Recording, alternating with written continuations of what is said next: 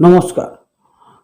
অনেক সময় দেখা যায় যে বাড়ির বাচ্চারা বাগানে খেলা করতে গেছে, গ্রাম অঞ্চলে জমিতে বা জঙ্গলে বাচ্চারা খেলা করতে গেছে, বড়রা হয়তো বাগান পরিষ্কার করতে গেছে, জঙ্গল পরিষ্কার করতে গেছে। সেখানে কি হয়, তারা মশার কামড় খেয়ে আসে, পিঁপড়ে কামড়ায়, বিষাক্ত পোকামাকড় কামড়ায়।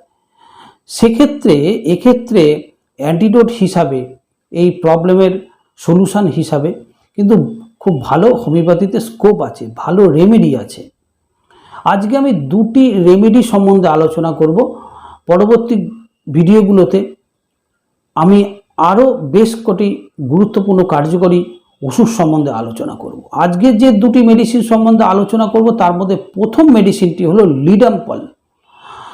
পোকামাকড় কামড়াবার পর প্রথমে আমরা কিন্তু লিডাম্পল এই হোমিওপ্যাথিক ওষুধটির কথা চিন্তা করে থাকি।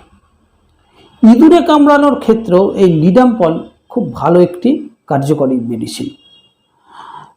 পিঁপড়ে কামড়ালে, মশা কামড়ালে জায়গাটি ফুলে যায়, ব্যথা হয়, জ্বালা করে, সেক্ষেত্রে লিডাম্পল খুব ভালো কাজ দেয়। বলতা বা অন্যান্য যদি বিষাক্ত পোকামাকড় কামড়ায়, এইসব ক্ষেত্রে অ্যান্টিডোট হিসাবে লিডাম্পল প্রথমেই ব্যবহার করা উচিত। লিডাম্পল 30 পটেন্সি 200 পটেন্সি ব্যবহার করা যেতে পারে।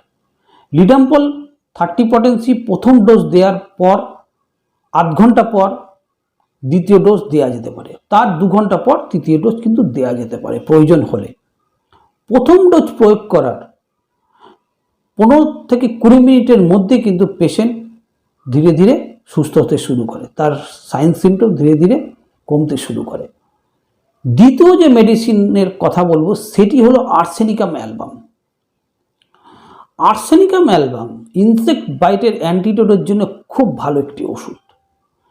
জায়গাটি নীলচে হয়ে যায়, পোকামাকড় কামড়াবার পর সেই জায়গাটি নীলচে কালচে আকার ধারণ করে আর অতি মাত্রায় জ্বালা করে। আর্সেনিকাম অ্যালবাম 30 পটেন্সি ব্যবহার করা যেতে পারে। প্রথম ডোজ দেওয়ার 20-25 মিনিট পর থেকেই পেশেন্ট কিন্তু ধীরে ধীরে সুস্থ হতে শুরু করে, স্বাভাবিক হতে শুরু করে। দর্শক বন্ধু সবাই ভালো থাকবেন, ধন্যবাদ।